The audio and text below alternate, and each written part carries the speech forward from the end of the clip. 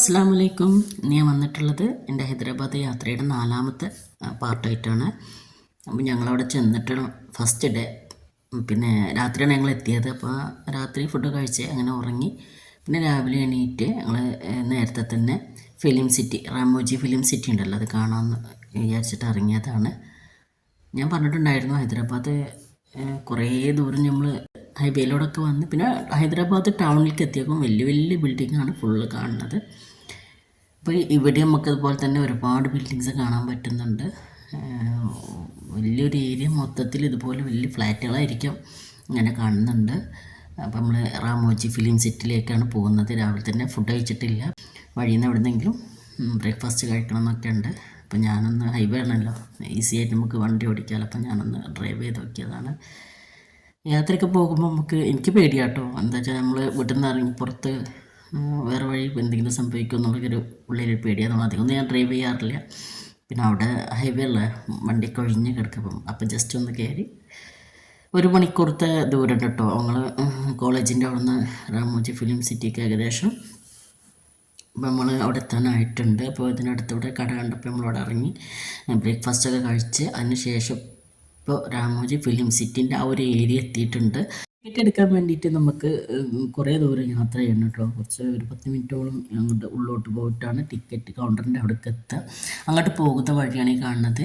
അതിൻ്റെ സെൻട്രലായിട്ട് ബോഗൻവില്ലയാണ് ആ സൈഡിൽ മൊത്തത്തിൽ വെച്ച്. നല്ല ഭംഗിയുണ്ട് കേട്ടോ കാണാൻ. ആ ഒരു ഏരിയ വെള്ള എല്ലാ കളറും ഉണ്ട്, നല്ല ഭംഗിയുണ്ട്. ആയിട്ട് വെട്ടിയൊരുക്കി നല്ല ഭംഗിയാക്കി വെച്ചിട്ടുണ്ട്. അപ്പം നമ്മൾ കുറച്ച് നേരം യാത്ര ചെയ്യാനുണ്ട്. അങ്ങനെ ഞങ്ങൾ അങ്ങോട്ട് പോയിക്കൊണ്ടിരിക്കുകയാണ്. അവിടെ ചെന്നിട്ട് അവിടെ വണ്ടി പാർക്ക് ചെയ്തിട്ട് പിന്നെ നമ്മൾ ടിക്കറ്റ് എടുത്തിട്ട് അവരുടെ ബസ്സിലാണ് നമ്മൾ ഫിലിം സിറ്റിയിലേക്ക് പോകുന്നത് കേട്ടോ. ഏകദേശം ടിക്കറ്റ് കൗണ്ടറിൻ്റെ അടുക്ക് എത്താനായിട്ടുണ്ട്. എത്താനാകുമ്പോൾ നമുക്ക് റാമോജി ഫിലിം സിറ്റി എന്നുള്ള ഒരു വലിയ ബോർഡൊക്കെ കാണാൻ പറ്റും. ഇതാണ് ആ ബോർഡ് കേട്ടോ. അപ്പോൾ ഈ ഒരു ബോർഡൊക്കെ കഴിഞ്ഞിട്ട് നമ്മൾ ഇതിൻ്റെ ബാക്കിലൂടെയാണ് കയറിയിട്ടുള്ളതെന്നാണ് തോന്നുന്നത്. ഇതിന് നമ്മൾ പുറത്തിറങ്ങിയ സമയത്ത് ഇതിന് വേറൊരു വഴിയുണ്ട്. അപ്പോൾ അതായിരിക്കും ചിലപ്പോൾ എൻട്രൻസ്. പക്ഷെ ഞങ്ങൾ മാപ്പിട്ട് പോയതല്ല, അപ്പോൾ ഇങ്ങനെയാണ് എത്തിയത്. എന്തായാലും കാർ പാർക്കിങ്ങിൽ എത്തിയിട്ടുണ്ട്. അപ്പോൾ ഞങ്ങളവിടെ ഇറക്കിയിട്ട് കാർ പാർക്ക് ചെയ്യാൻ വേണ്ടിയിട്ട് പോയിട്ടുണ്ട്. ഓൺലൈനിലാണ് ടിക്കറ്റ് എടുക്കുന്നത്. അപ്പോൾ അവിടെ പോയിട്ട് ടിക്കറ്റ് എടുക്കാനുള്ള പരിപാടിയൊക്കെ നോക്കുകയാണ്. നല്ല സൗകര്യമാണ് കേട്ടോ. ബാത്റൂമും കാര്യവും ഒക്കെ, റെസ്റ്റിംഗ് റൂം പറഞ്ഞാൽ എല്ലായിടത്തും നമുക്ക് അവൈലബിൾ ആണ്. അപ്പോൾ അവിടെ നിന്ന് നമ്മൾ മോളാണ് ചെയ്തത്, ഞാൻ കണ്ടിട്ടില്ല എന്താ ചെയ്തത്. ഞാൻ ബാത്റൂമിലേക്ക് ഒന്ന് പോയി വന്ന് പിന്നെ ആ ഒരു ബിൽഡിങ്ങിൽ നിന്നാണ് നമ്മൾ ആദ്യം ചെന്നത്. അവിടുന്ന് പിന്നെ താഴേക്ക് പോയി അവിടെ ചെക്കിങ്ങും കാര്യങ്ങളൊക്കെ ഉണ്ട്. നമ്മൾ ഡീപ്പായിട്ട് തന്നെ ചെക്ക് ചെയ്യുന്നുണ്ട് കേട്ടോ.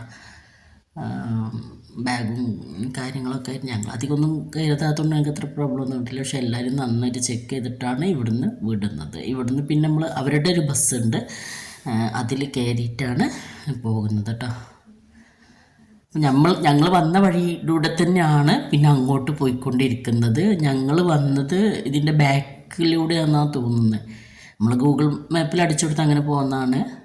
ശരിക്കുള്ള എൻട്രൻസ് നമ്മൾ തിരിച്ചു പോകുമ്പോഴാണ് കാണുന്നത്. ഫസ്റ്റ് വന്ന വഴിയിലൂടെ തന്നെയാണ് ഈ ബസ് അങ്ങോട്ട് ഫിലിം സിറ്റിയിലേക്ക് പോകുന്നത്. പിന്നെയും കുറച്ചും കൂടി ദൂരം പോയിട്ടാണ് നമ്മൾ ഈ ഫിലിം സിറ്റിയിലോട്ട് എത്തുന്നത് കേട്ടോ. കുറച്ച് അധികം ദൂരം അവിടെ നിന്ന് അങ്ങ് ബസ്സിൽ പോകാനുണ്ട്.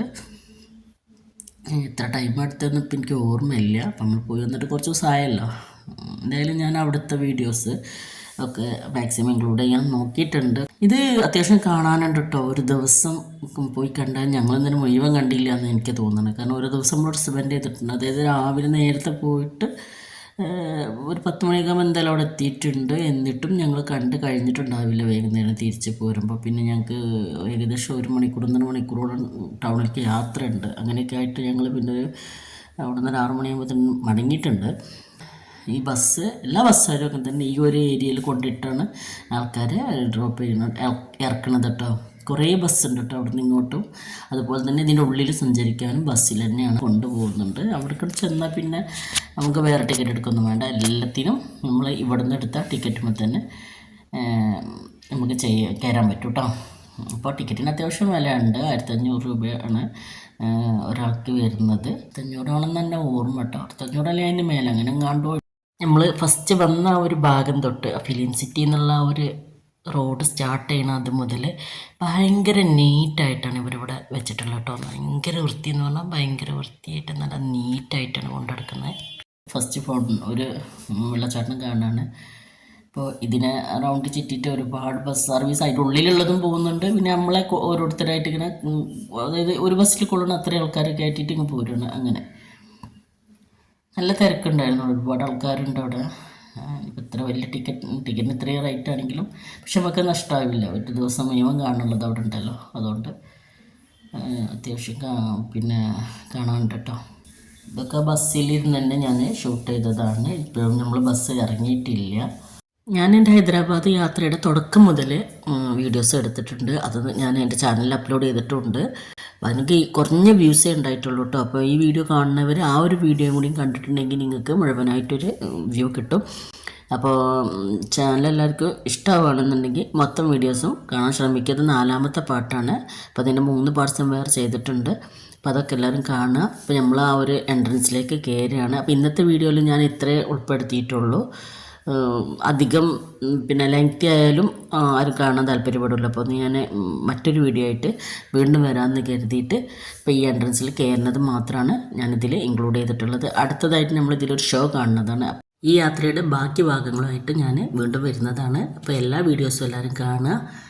എൻ്റെ വീഡിയോസിനെ സപ്പോർട്ട് ചെയ്യുക, ലൈക്ക് ചെയ്യുക, ഷെയർ ചെയ്യുക, കമൻറ്റ് ചെയ്യുക. Thanks for watching.